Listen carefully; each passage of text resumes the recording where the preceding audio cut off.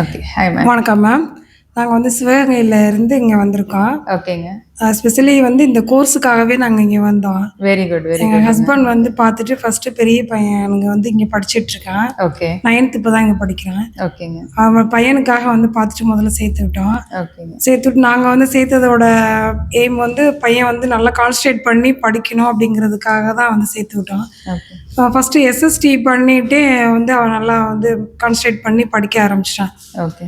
SST பண்ணி exam அதான் 9th annual எக்ஸாமுக்குள்ளே SST முடிச்சுட்டு எஸ்எஸ்ஆர் ஸ்டார்ட் பண்ணுறதுக்கு முன்னாடியே அவன் நல்லா மெமரி பண்ண ஆரம்பிச்சிட்டான். ஓகே. ரொம்ப சந்தோஷமா இருந்தது.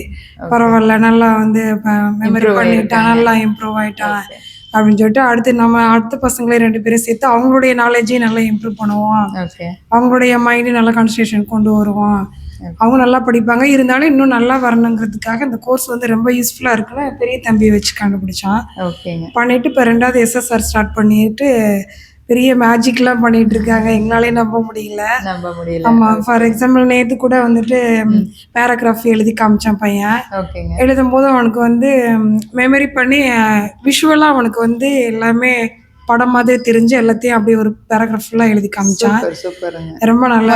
எவ்வளோ டைம் எடுப்பாங்க? முதல்லலாம் பேராகிராஃப் எழுதவே மாட்டான், பெருமைக்கு சொல்லலை. பேராகிராஃப்லாம் எழுதவே மாட்டான், கொஸ்டின் ஆன்சரோட ஸ்டாப்பு.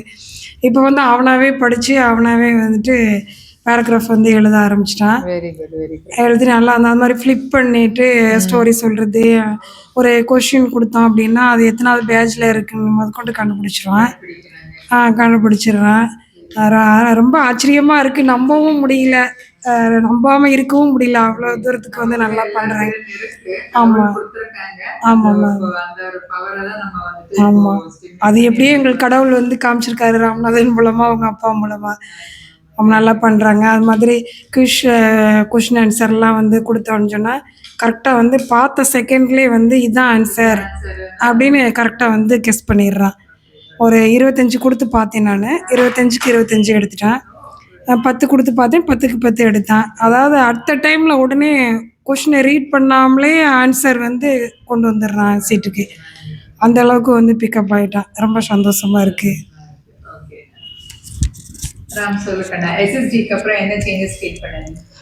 முதல்ல ஒரு கொஸ்டின் படிக்கிறதுனா மினிமம் 20 minutes 35 minutes ஆகும்.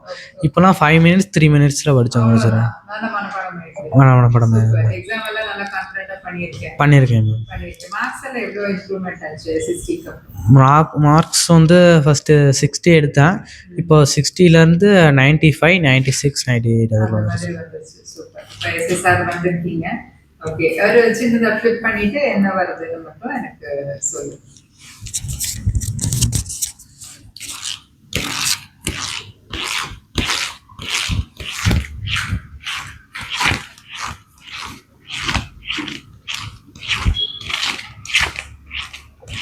இருக்காரு. ஓகே.